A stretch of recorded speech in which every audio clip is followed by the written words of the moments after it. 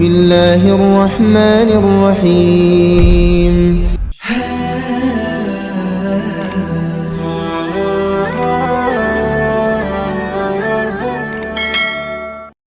Assalamualaikum warahmatullahi wabarakatuh. Alhamdulillahi rabbil alamin.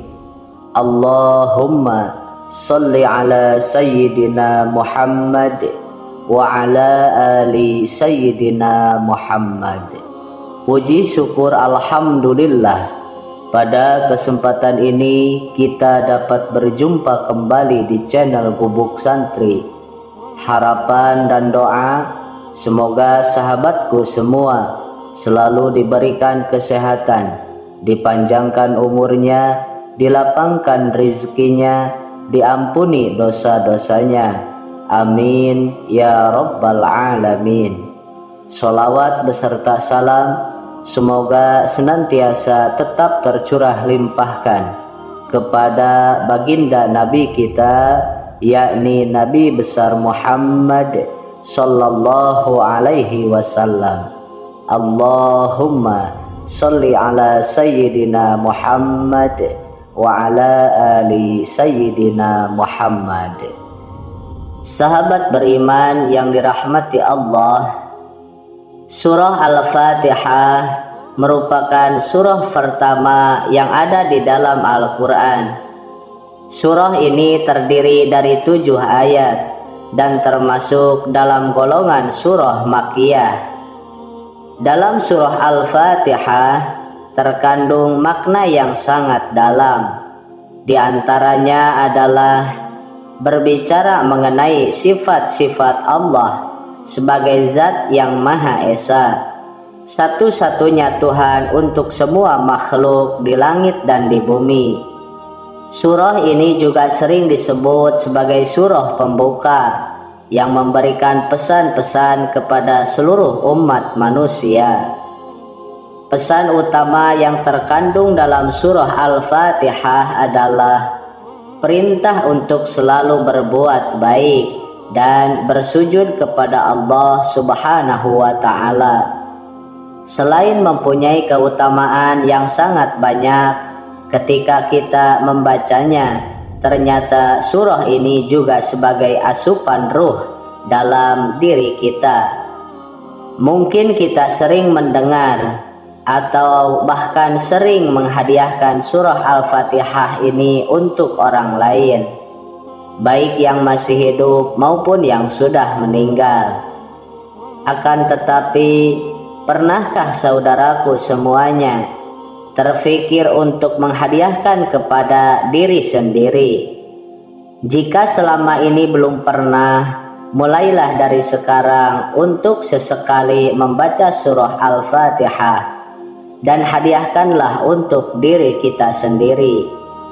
Tujuannya adalah supaya ruh dalam diri kita merasa segar dan tidak mudah rapuh iman. Sahabat beriman yang dirahmati Allah, lalu bagaimana cara menghadiahkan surah Al-Fatihah untuk diri sendiri?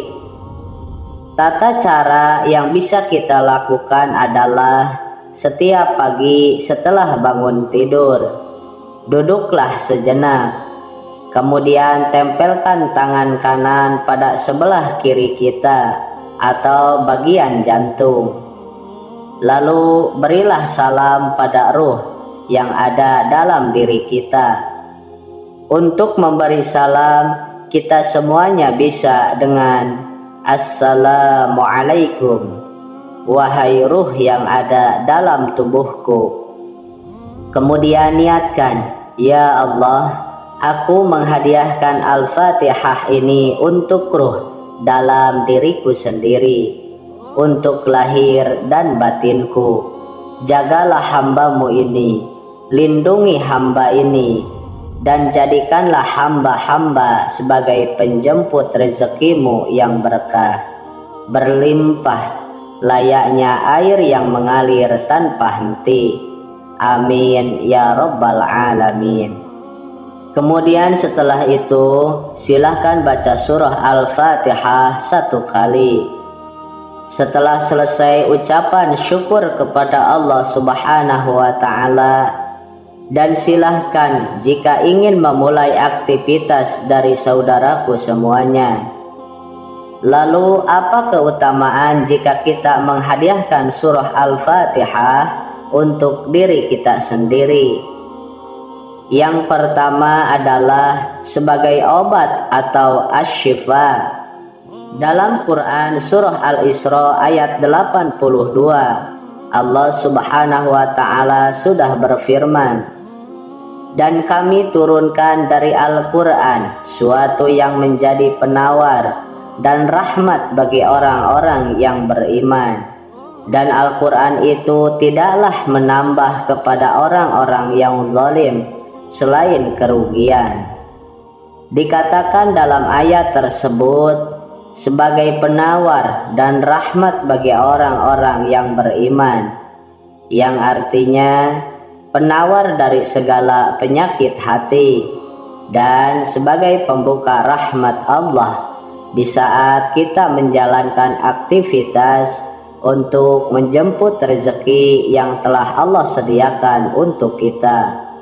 Apabila asupan ruh tercukupi jauh dari penyakit hati, insya Allah saat kita menjalani aktivitas pun akan terasa sangat nyaman dan penuh dengan rasa syukur, sehingga yang terjadi adalah rahmat dan nikmat kita insya Allah akan ditambah oleh Allah Subhanahu wa Ta'ala. Yang kedua, sebagai ruqyah diri. Dalam hadis riwayat Imam Bukhari dan Muslim pernah dijelaskan bahwa ada sekelompok sahabat Nabi yang telah melewati sebuah kampung. Ternyata di kampung tersebut ada salah seorang ketua kampung yang baru saja digigit kalajengking. Lantas salah seorang sahabat membacakan surah Al-Fatihah kepada ketua kampung yang disengat kalajengking tersebut. Kemudian orang itu pun sembuh dan racunnya ternetralisir. Sahabat Nabi tersebut kemudian dihadiahi seekor kambing. Akan tetapi ia tidak berani memakannya sebelum bertanya tentang kejadian itu kepada Rasulullah Shallallahu Alaihi Wasallam, dikarenakan sahabat Nabi tersebut khawatir jika apa yang dilakukan dengan perantara surah Al-Fatihah tersebut ternyata keliru. Saat sahabat itu bercerita dengan apa yang dilakukannya tersebut, kemudian Rasulullah Shallallahu Alaihi Wasallam pun menjawab, "Bagaimana kalian tahu bahwa surah Al-Fatihah itu adalah doa penyembuh atau ar-ruqyah?"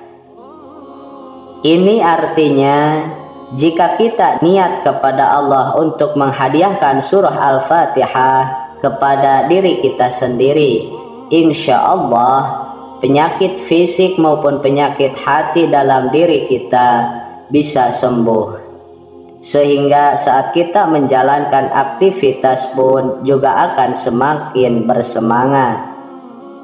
Yang ketiga, dilindungi dari godaan syaitan.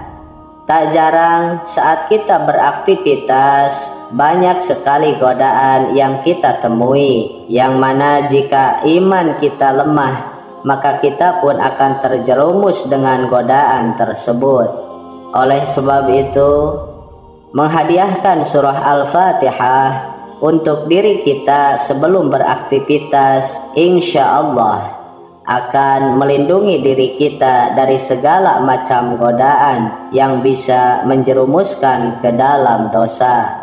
Karena kita semua tahu dosa adalah penghalang masuknya rahmat Allah ke dalam diri kita.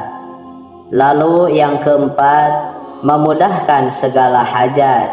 Setiap manusia tentu punya hajat yang ingin tercapai, baik itu saat bekerja, sekolah, ataupun yang lain.